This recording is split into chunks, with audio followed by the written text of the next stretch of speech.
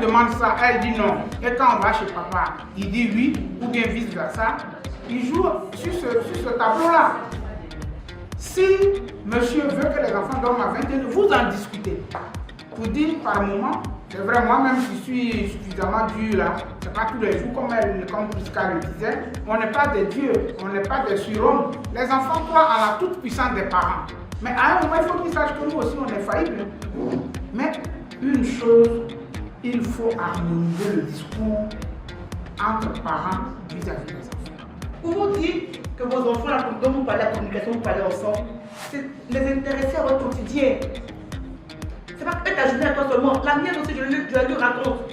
Comme mon emploi du temps est prenant, il y a des moments où je sais que dans le mois, on a un repas à midi ensemble. Les mercredis, il finit à midi, je m'organise pour avoir un mercredi dans le mois. Peu importe le travail qu'on peut avoir une permission une fois un mercredi dans le mois, où je mange à midi avec eux.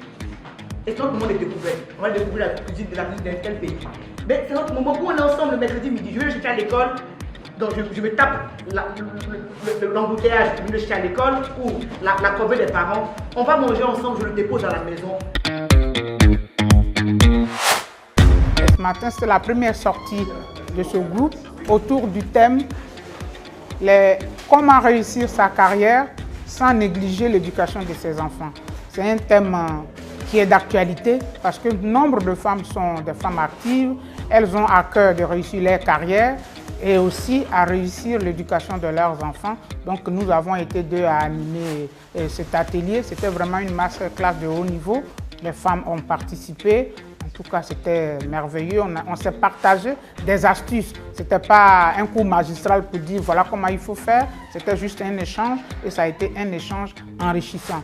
Je pense que c'est l'occasion de demander aux femmes qui peut-être ont la paresse d'aller s'inscrire dans les cours de développement personnel, de s'inscrire dans le groupe Les Femmes qui lisent, où le challenge c'est de lire un livre par mois. Et lire, quand on est souvent seul, on n'arrive pas à lire. Mais quand on est en groupe, avec les résumés des autres et des filles, des femmes, on arrive à lire un livre par mois. Ça fait 12 livres par an. Et je crois que c'est toujours enrichissant. Il y a des femmes qui se demandent comment faire pour intégrer un tel groupe. Je crois qu'elles peuvent aller sur la plateforme des femmes qui lisent pour voir comment il faut procéder pour s'inscrire. Parce qu'il vaut mieux faire un béret qui muscle le cerveau que d'aller se répandre sur Facebook dans des commérages.